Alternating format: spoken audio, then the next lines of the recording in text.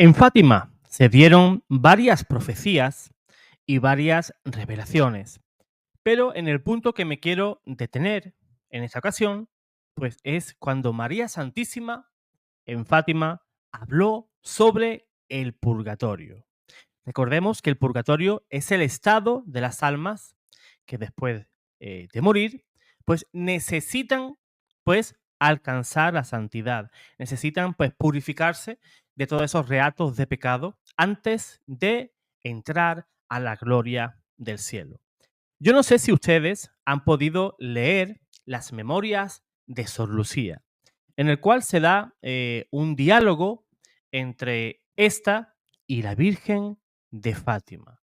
Vamos a leer ese pequeño extracto de esa conversación y vamos a hablar sobre un tema muy importante, el purgatorio y el tiempo que se pasa allí.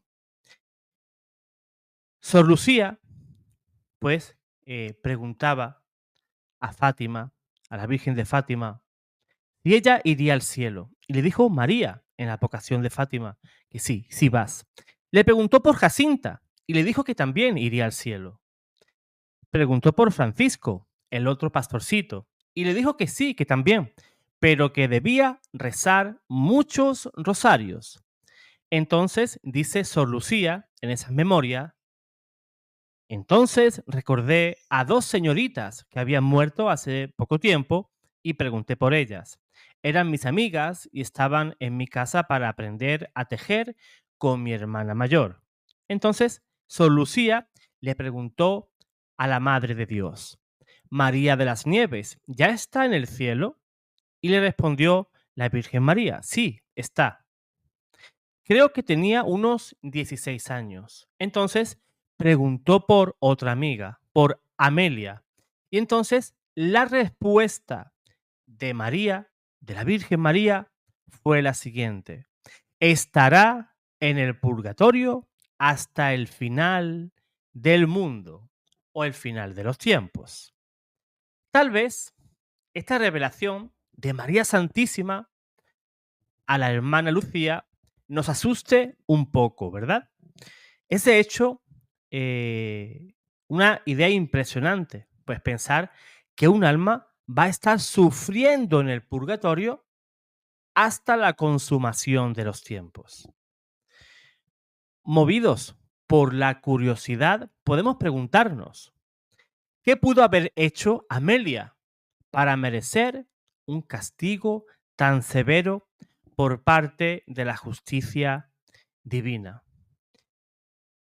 Sin embargo, lo que más nos edifica en todo esto es pensar que todos nosotros podemos muy bien tener la misma suerte que esta amiga de la hermana Lucía, en caso en que tú y yo llevemos una vida mediocre. El vivir más o menos, ¿verdad? No soy malo, tampoco soy bueno, ¿verdad?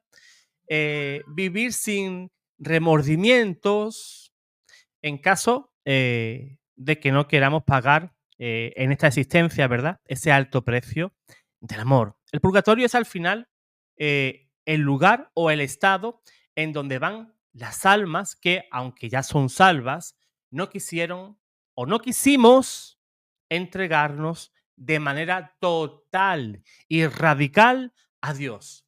Aunque esas almas ya están salvadas, siguen apegadas a las cosas del mundo. Ahora hago una pregunta. Te pregunto a ti y al mismo tiempo también me quiero preguntar a mí mismo. ¿Queremos vivir plenamente el llamado de Dios? ¿O nos basta, pues, garantizar el llegar al purgatorio? La pena de Amelia nos recuerda también aquella visión de Santa Francisca Romana, esa mística que nos dio diferentes pues, informaciones sobre el purgatorio. Según esta, por cada pecado mortal perdonado, el alma culpada debe de pasar por un sufrimiento de 7 años en el purgatorio. La amiga de la hermana Lucía tal vez haya sido de esas almas que acumularon en su vida numerosos pecados mortales, de los cuales seguro se arrepintió, pero no tuvo tiempo de reparar todos esos pecados en esta vida. Con revelaciones como estas, pues Dios quiere hacer una diferencia, ¿verdad? Que te des cuenta que el pecado mortal, aunque esté perdonado, nos va a traer muchísimo, pero que muchísimo purgatorio. De allí no saldremos hasta que hayamos pagado hasta el último cuadrante o el último céntimo. San Mateo capítulo 5, versículo 26. Por otro lado, para no retratar el purgatorio con colores tan sombríos, es evidente que es más que consolador la suerte de Amelia, que las innumerables almas a quienes los pastorcitos vieron pues precipitarse al infierno. Es evidente que los dos estados no pueden ser equiparados, por más doloroso y perdurable que sea el purgatorio. Ya saber que Amelia está en el purgatorio es consolador, en el sentido de que aunque esté sufriendo, sabemos que al final llegará al cielo. Pero bien, el problema de muchos de nosotros es cuán lejos estamos de esa meta, de llegar al cielo, ¿verdad? Cuán mezquina es muchas veces la lógica con la que tú y yo vivimos nuestra fe. ¿Cuántas veces pensamos o incluso decimos, si llego al purgatorio ya me daré por satisfecho? Y yo lo he dicho, sí lo he dicho muchas veces. Yo firmaba ahora mismo llegar al purgatorio, ¿verdad? O si fuera al purgatorio, ya estaría tranquilo, ¿verdad? Eso lo vemos desde la óptica de la cual nos vemos ahora. Estamos aún peregrinando en este valle de lágrimas y nos damos por satisfechos si llegamos al purgatorio. No es que eso no sea verdad, ¿verdad?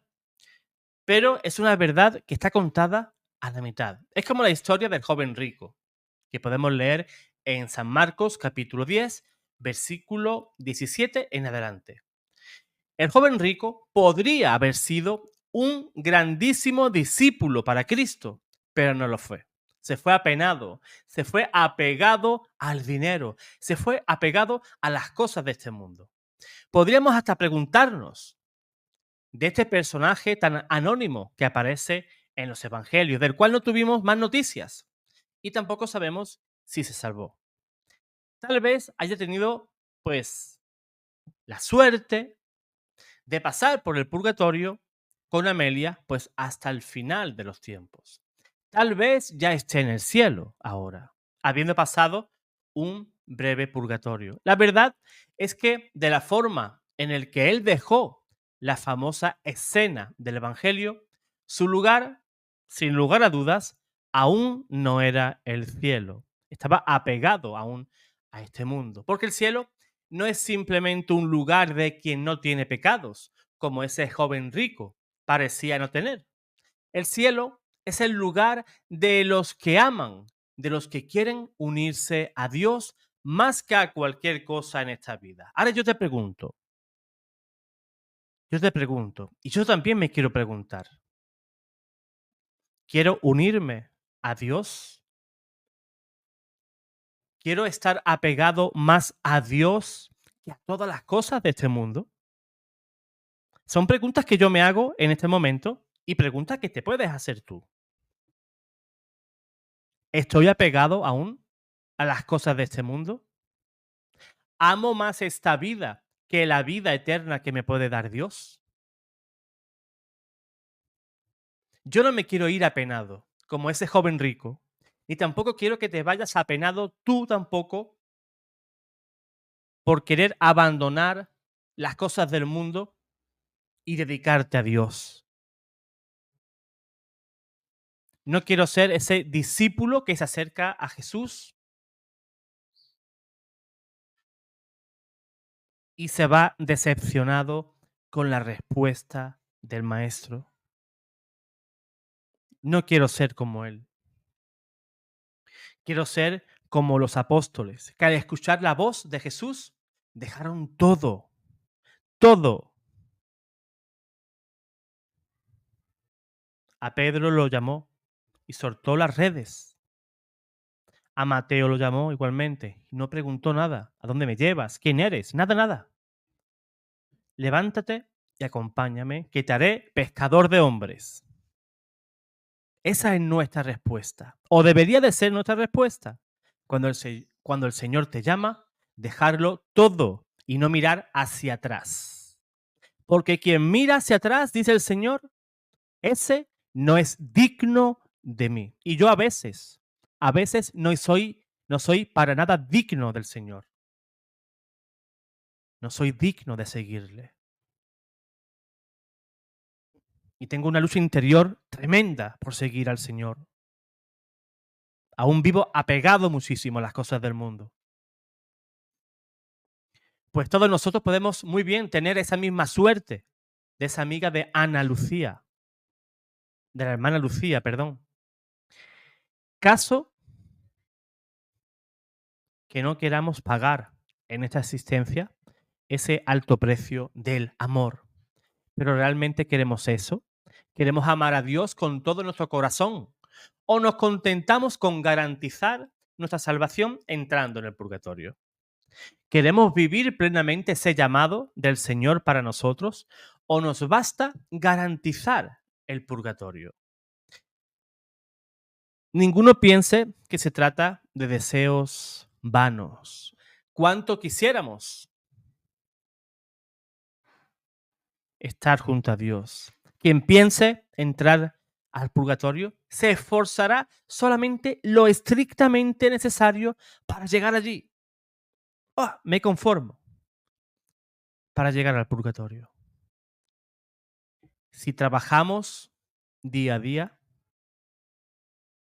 para entrar en el cielo, entonces todo cambiará. Incluso nuestra suerte en la otra vida. Que el ejemplo de esta amiga de la hermana Lucía, Amelia, te ayude a ti y me ayude a mí a imitar a los pastorcitos de Fátima que vivieron su vocación con heroísmo y como recompensa fueron acogidos sin ningún tipo de demora en el reino de los cielos. En cuanto al alma de Amelia, solo lo que le resta es contar con tus oraciones y mis oraciones hasta el final de los tiempos. Hermano, hermana, no seamos mediocres. Seamos cristianos auténticos. Cristianos que responden a la voz del pastor. Tú y yo somos ovejitas, pero debemos de responder a la voz del pastor. Tú y yo reconocemos la voz de nuestro pastor. Y por tanto, si el Señor te llama, obedece. Dios te guarde, Dios te bendiga.